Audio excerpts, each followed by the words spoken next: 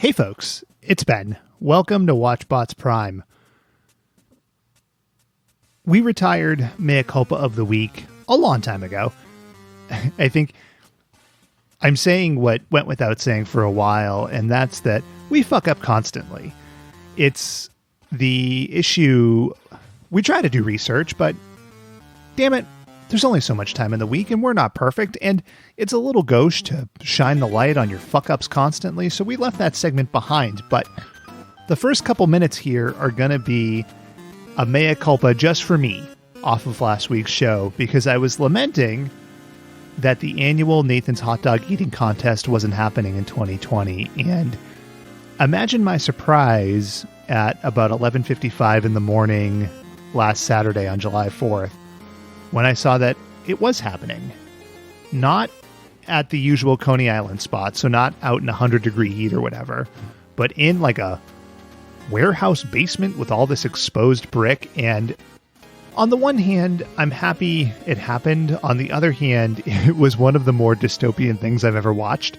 The usual Nathan setup for both the men and the women, it's like 13 competitors or something, and they're all up there, and it's just this huge, cool, interesting piece of gluttony.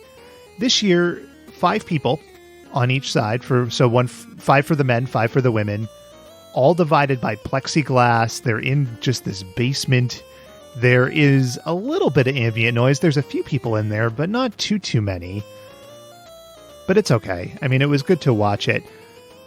On the women's side, Mickey Sudo has won like 4 or 5 years straight, and she's pretty dominating at this point. But the real story, as always, is Joey Chestnut. And I'm not one of these people who ironically says, our greatest athlete or anything. But the man dominates in a way that few people do in almost anything, I guess. He's won like 13 out of the last 14 years. He consistently wins by like 20 hot dogs. Now, his main competitors weren't there this year, presumably because they couldn't travel because of the virus, so he just was blowing people out. But he finished with a new world record of 79 hot dogs and buns in 10 minutes, which is just astonishing. If you have a package of hot dogs in your fridge and a package of buns, take them out. Now imagine eating 10 of those in 10 minutes. It just it truly boggles the mind. I don't know how he's alive, but anyway, there you go. I will say there was one woman that they had there. I don't know where they found this woman, but she ate 5 hot dogs and buns in 10 minutes. I've decided that Shaylin could do better, and am willing to coach her if she's willing to listen, but maybe that's a story for another year.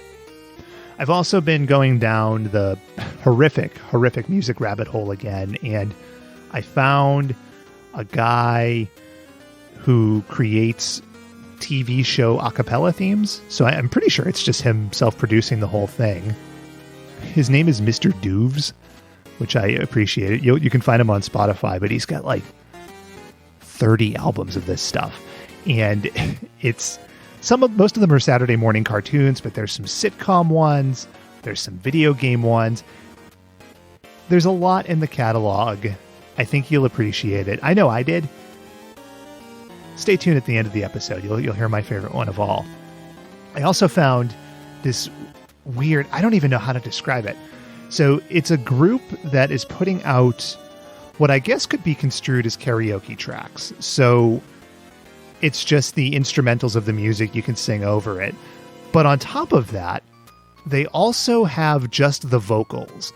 And if you've ever heard the Van Halen stuff with David Lee Roth, Running with the Devil without the music, and it's just him going, oh, nah, yeah! Picture this, but with I Don't Want to Miss a Thing and not Steven Tyler. So it's just these breathy studio artists singing I Don't Want to Miss a Thing. And it's really bizarre. I really enjoy it. Not being ironic, I sincerely enjoy this stuff. I'll let you know if I find some more. Now, on to this week. We are returning to the world of Japanimation, or anime, and we're talking about something that's been with the world for 25 or so years and has been a phenomenon almost since day one. We're gonna catch 'em all, goddammit. We're gonna watch Pokemon. I wanna be the very best, like no one ever was.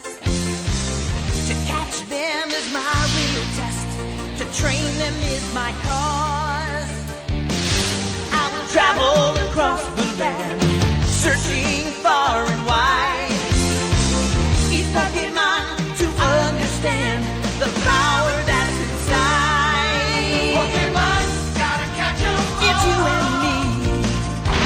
I know it's my destiny. Pokemon, oh, you're my best friend in a world we must defend. Pokemon, gotta catch 'em all. Our hearts so true, our courage will pull us through. You teach me and I'll teach you.